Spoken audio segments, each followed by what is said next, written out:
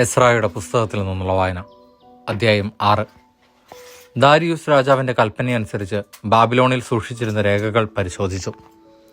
മേദിയ ദേശത്തിൻ്റെ തലസ്ഥാനമായ എക്ബത്താനായിൽ കണ്ടെത്തിയ ഒരു ചുരുളിൽ ഇങ്ങനെ രേഖപ്പെടുത്തിയിരുന്നു: സൈറസ് രാജാവിൻ്റെ 1-ാം ഭരണവർഷം ജെറുസലേം ദേവാലയത്തെക്കുറിച്ച് പുറപ്പെടുവിച്ച കൽപ്പന. കാഴ്ചകളും ദഹനബലികളും അർപ്പിക്കുന്ന ആലയം പുനഃസ്ഥാപിക്കണം. അതിന് 60 മുഴം ഉയരവും 60 മുഴം വീതിയും ഉണ്ടായിരിക്കണം. 3 നിര കല്ലുകൾക്ക് മുകളിൽ 1 നിര തടി എന്ന ക്രമത്തിലായിരിക്കണം പണി. അതിൻ്റെ ചെലവ് രാജഭണ്ഡാരത്തിൽ നിന്നായിരിക്കും. ജെറുസലേമിലെ ദേവാലയത്തിൽ നിന്ന് നബുക്കദ്നേസർ ബാബിലോണിലേക്ക് കൊണ്ടുപോയ വെള്ളിപ്പാത്രങ്ങളും സ്വർണ്ണപാത്രങ്ങളും ജെറുസലേമിൽ തിരികെ കൊണ്ടുവന്ന് ദേവാലയത്തിൽ യഥാസ്ഥാനം വയ്ക്കണം. അതിനാൽ നദിക്കക്കരെയുള്ള പ്രദേശത്തിൻ്റെ അധിപനായ തത്തേനായിയും ഷെത്താർ ബൊസെനായിയും അനുയായികളും തടസ്സം നിൽക്കരുത്.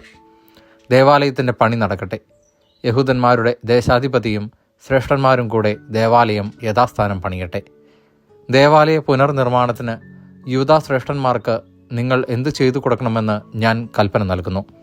നദിക്കക്കരെയുള്ള പ്രദേശത്തു നിന്ന് പിരിച്ച കപ്പം രാജഭണ്ഡാരത്തിൽ നിന്ന് ചെലവ് പൂർണ്ണമായി വഹിക്കുന്നതിന് അവരെ താമസമെന്നിയെ ഏൽപ്പിക്കണം.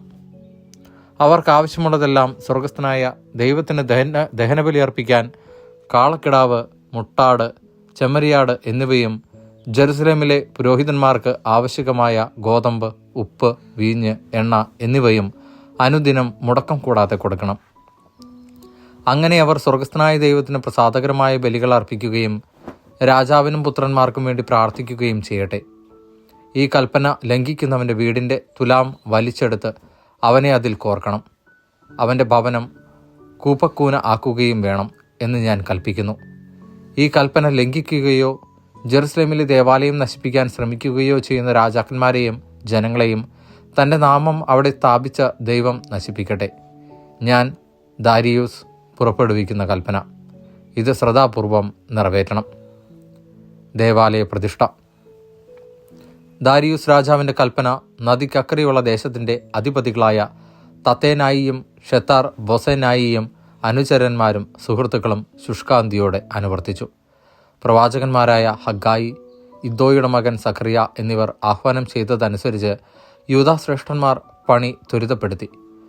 ഇസ്രായേലിൻ്റെ ദൈവത്തിൻ്റെ കൽപ്പനയും പേർഷ്യ രാജാക്കന്മാരായ സൈറസ്, ദാരിയൂസ്, അർത്താക്സെർക്സസ് എന്നിവരുടെ ആജ്ഞകളും അനുസരിച്ച് അവർ പണി പൂർത്തിയാക്കി.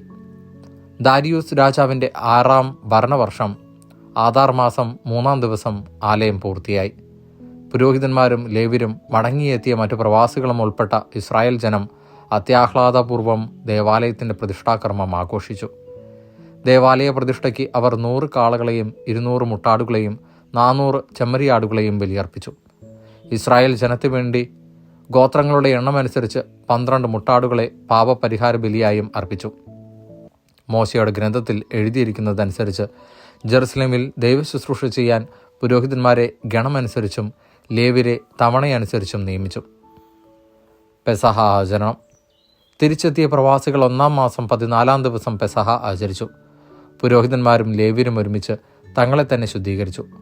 ശുദ്ധരായിത്തീർന്ന അവർ തങ്ങൾക്കും സഹപുരോഹിതന്മാർക്കും പ്രവാസത്തിൽ നിന്ന് മടങ്ങിയെത്തിയ എല്ലാവർക്കും വേണ്ടി പെസഹ കുഞ്ഞാടിനെ കൊന്നു. പ്രവാസത്തിൽ നിന്ന് മടങ്ങിയെത്തിയ ഇസ്രായേലിയരും ഇസ്രായേലിൻ്റെ ദൈവമായ കർത്താവിനെ ആരാധിക്കാൻ തദ്ദേശവാസികളുടെ മ്ലേച്ഛതകളിൽ നിന്നൊഴിഞ്ഞ് അവരോട് ചേർന്നവരും അത് ഭക്ഷിച്ചു. പുളിപ്പില്ലാത്ത അപ്പത്തിൻ്റെ തിരുനാൾ അവർ 7 ദിവസം സന്തോഷപൂർവ്വം ആചരിച്ചു. കർത്താവ് അവരെ ആഹ്ലാദഭരിതരാക്കുകയും ഇസ്രായേലിൻ്റെ ദൈവത്തിൻ്റെ ആലയം നിർമ്മിക്കുന്നതിൽ സഹായിക്കാൻ അസീറിയ രാജാവിൻ്റെ ഹൃദയം അനുകൂലമാക്കുകയും ചെയ്തു. ദൈവവചനമാണ് നാം കേട്ടത്.